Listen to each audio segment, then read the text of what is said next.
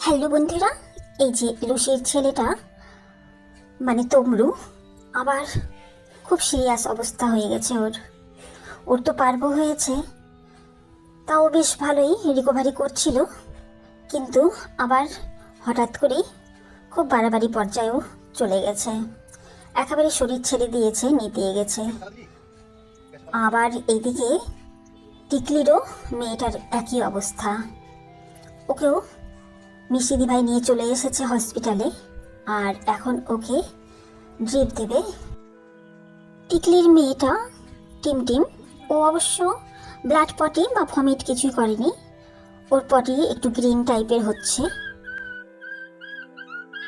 কেবল ওর পা ধরেছে, তাতেই ও এত চিৎকার চেঁচামেচি শুরু করে দিয়েছে। এখনও তো দেওয়াই শুরু করেনি, এত ভয় পেয়ে গেছে ও। এই যে এতক্ষণে ওকে দেওয়া হচ্ছে।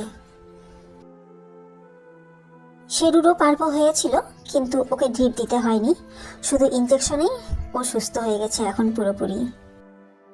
কিন্তু এর কন্ডিশন শেরুর থেকে একটু খারাপ, তাই একে ড্রিপ দিতে হয়েছে।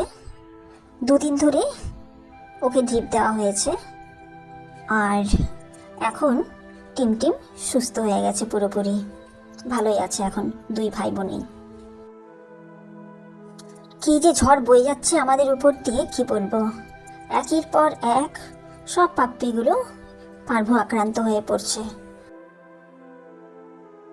এই যে তমরু, ও তো খুবই সিরিয়াস কন্ডিশনে পৌঁছে গেছিল, এখন সুস্থই আছে, সম্পূর্ণভাবে সুস্থ হয়ে গেছে।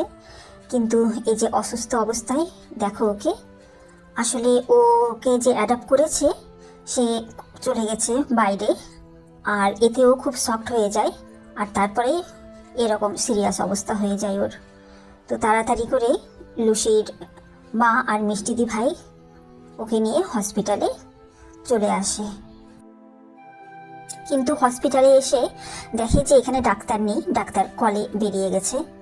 আর এদিকে তমরুর তো খুবই সিরিয়াস অবস্থা, হসপিটালে আনার পরে আরও বেশি সিরিয়াস হয়ে পড়ে ও, একেবারে শরীর ছেড়ে দিয়েছিল। আর অনেকক্ষণ মানে প্রায় 1 ঘন্টার মতন অপেক্ষা করতে হয়েছিল।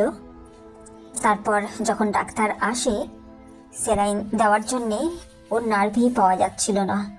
অনেকক্ষণ ধরে চেষ্টা করে তারপর ওকে ড্রিপ দেওয়া হয়, আর ড্রিপ দেওয়ার পরে তারপরে একটু সুস্থ হতে শুরু করে।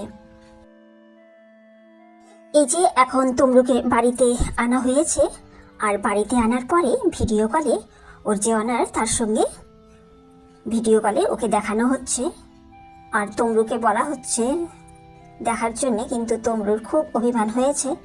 ও তাকাচ্ছেই না, কোনো রেসপন্সই ও করছে না।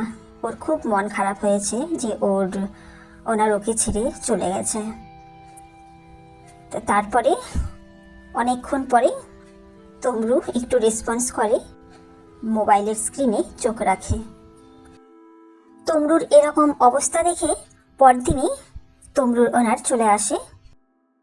কি অবস্থা দেখো তমরুর, কি অভিমান, একেবারে মুখ ঝুলিয়ে ও বসে আছে। এখন তমরু পুরোপুরি সুস্থ, ভালো আছে ও। আজ এই পর্যন্তই। ভিডিও লাইক, কমেন্ট, শেয়ার করতে ভুলো না। আর যারা নতুন দেখছো তারা চ্যানেলটি সাবস্ক্রাইব করে আমার পাশে থেকো। সবাই ভালো থেকো, বাই।